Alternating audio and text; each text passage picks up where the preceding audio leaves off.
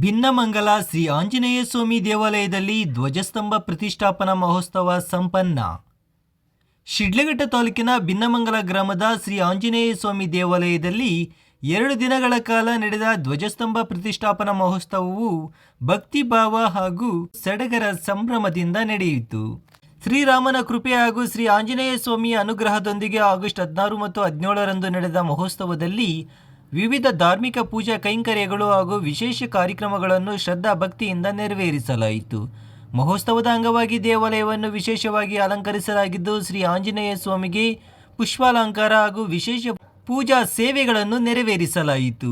2 ದಿನಗಳ ಕಾಲ ಕಾರ್ಯಕ್ರಮದಲ್ಲಿ ಗಣಪತಿ ಪೂಜೆ, ಪುಣ್ಯಹವಾಚನ, ಕಳಶಾರಾಧನೆ, ಹೋಮ ಹವನ, ಧ್ವಜಸ್ತಂಭ ಪ್ರತಿಷ್ಠೆ, ಕುಂಭಾಭಿಷೇಕ, ವಿಶೇಷ ಅಲಂಕಾರ, ಮಹಾಮಂಗಳಾರತಿ ಹಾಗೂ ತೀರ್ಥ ಪ್ರಸಾದ ವಿತರಣೆ ಸೇರಿದಂತೆ ವಿವಿಧ ಧಾರ್ಮಿಕ ಕಾರ್ಯಕ್ರಮಗಳು ನಡೆದವು.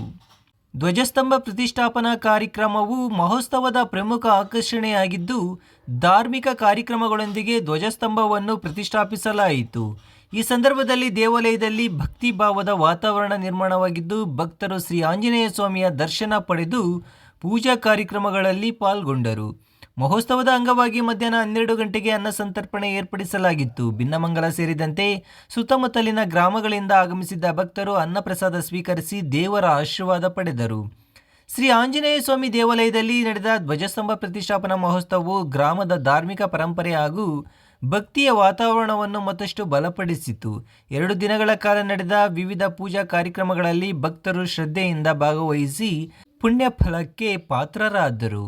ಈ ಕಾರ್ಯಕ್ರಮದಲ್ಲಿ BR Narasimhappa, Manjunath, BV Dyavappa, BV Shivraj, Hanumantharayappa, Munishamappa ಸೇರಿದಂತೆ ಹಲವರು ಭಾಗವಹಿಸಿದ್ದರು. ಇನ್ನು ಗ್ರಾಮದ ಮುಖಂಡರು, ಭಕ್ತರು ಹಾಗೂ ಗ್ರಾಮಸ್ಥರು ಉತ್ಸಾಹದಿಂದ ಪಾಲ್ಗೊಂಡು ಮಹೋತ್ಸವದ ಯಶಸ್ಸಿಗೆ ಸಹಕರಿಸಿದರು.